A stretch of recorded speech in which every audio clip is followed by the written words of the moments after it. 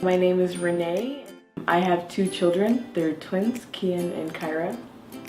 When I first had them, I decided that public transit was going to be difficult with twins, so I decided to, purchase a vehicle that I can take them around with me, having them be safe, and I was about to save money to purchase new car seats, and I didn't know how I was going to go about that. Your program helped us with that.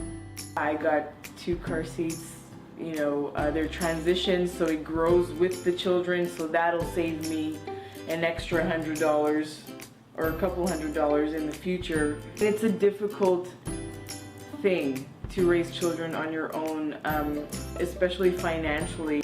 So something like this is huge in the sense that it's helping us help our children.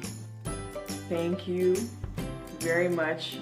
It does mean a lot to us women who don't necessarily have the means to provide things like those car seats for the children, simply because of how expensive those things can get.